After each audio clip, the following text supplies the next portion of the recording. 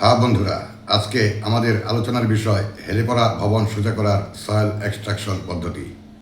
আমরা আগেই বলেছি, একটি ভবন সামান্য হেলে পড়লেই এত আতঙ্কিত হওয়ার কোনো কারণ নেই, বা ভবনটি ভেঙেই ফেলতে হবে এমনও কোনো সম্ভাবনা নেই। অনেক ক্ষেত্রেই হেলে পড়া ভবনকে সোজা করা যায়। আজকে আমরা সয়েল এক্সট্রাকশন পদ্ধতি ব্যবহার করে কিভাবে হেলে পড়া ভবনকে সোজা করা যায় সে বিষয়ের উপর আলোকপাত করব। নাহমাদুহু ওয়া নুসাল্লি আলা রাসূলিহিল কারীম। বিসমিল্লাহির রহমানির রহিম। সম্মানিত দর্শক শ্রোতা, আসসালামু আলাইকুম ওয়া রাহমাতুল্লাহ। হেলে পড়া ভবন সোজা করার ক্ষেত্রে সয়েল এক্সট্রাকশন পদ্ধতি একটি সম্পূর্ণ ব্যতিক্রমী ও সাশ্রয়ী পদ্ধতি। ভবন যেদিকে হেলে আছে তার বিপরীত পাশের অর্থাৎ উঁচু পাশের মাটি নিখুঁতভাবে হিসাব করে ড্রিল করে মেশিনের সাহায্যে বের করে আনা হয়। এর ফলে উঁচু পাশটি ধীরে ধীরে নিচের দিকে নামে এবং পুরো ভবনটি স্বয়ংক্রিয়ভাবে তার সমান্তরাল অবস্থানে ফিরে আসে।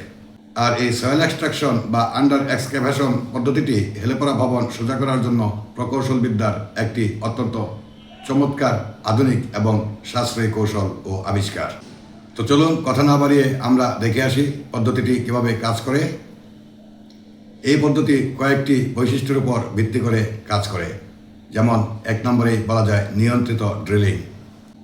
ভবনের যে দিকটি উঁচুতে রয়েছে সেই দিকের ভিত্তির বা ফাউন্ডেশনের নিচের মাটি ড্রিল করে সুনির্দিষ্ট পরিকল্পনা মাফিক বের করে আনা হয়। তারপরের বিষয় হচ্ছে ধীরে ধীরে অবগমন বা সেটেলমেন্ট। মাটি সরিয়ে নেওয়ার ফলে সেখানে ফাঁকা জায়গা তৈরি হয় এবং ভবনের নিজস্ব ওজনের কারণে উঁচু পাশটি ধীরে ধীরে নিচে নামতে শুরু করে।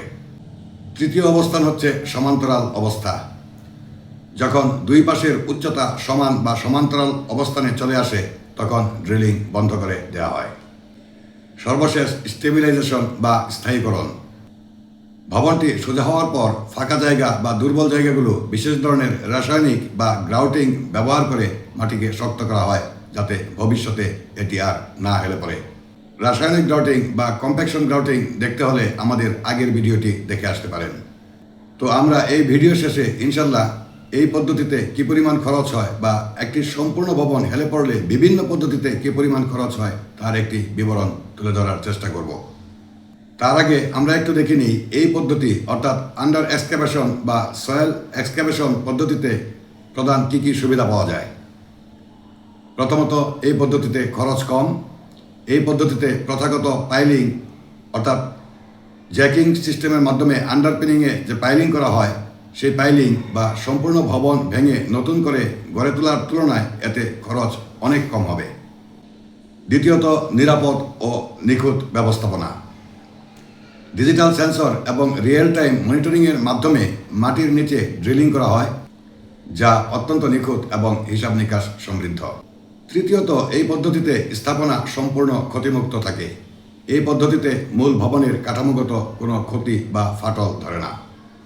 বিশেষত ঐতিহাসিক ভবনে এই পদ্ধতির ব্যবহার সম্পর্কে বলতে গেলে বিশ্বের অনেক বিখ্যাত হেলে পড়া ভবন এবং ঐতিহাসিক স্থাপনা, যেমন উদাহরণ হিসেবে বলতে গেলে ইতালির পিসার হেলানো টাওয়ার, এই পদ্ধতিতে সফলভাবে সোজা এবং স্থিতিশীল করা হয়েছে। এই পদ্ধতির কিছু সীমাবদ্ধতাও রয়েছে এবং সেই জন্য সতর্কতাও অবলম্বন করা প্রয়োজন রয়েছে। প্রথমত, প্রয়োজন অভিজ্ঞ প্রকৌশলী। এটি একটি অত্যন্ত সংবেদনশীল কাজ বা সেন্সিটিভ ওয়ার্ক। নিখুঁত হিসাব নিকাশ ছাড়া সামান্য ভুল হলে পুরো ভবনটি ধসে পড়তে পারে। দ্বিতীয়ত, মাটির প্রকৃতি। সব ধরনের মাটিতে এই পদ্ধতি কার্যকর নাও হতে পারে। বিশেষ করে নরম বা আঠালো বা কাদামাটির ক্ষেত্রে এটি সবচেয়ে ভালো কাজ করে। আপনি কি কোনো নির্দিষ্ট ভবন বা স্থাপনা সোজা করার জন্য এই পদ্ধতিটি ব্যবহার করতে চান? যদি তাই হয় তবে ভবনের তলা এটি কত ডিগ্রি বা কত ইঞ্চি হেলেছে এবং সেখানকার মাটির ধরন সম্পর্কে জানাতে পারেন। হয়তো আমাদের কমিউনিটির কেউ আরও সুনির্দিষ্ট পরামর্শ দিতে পারবেন।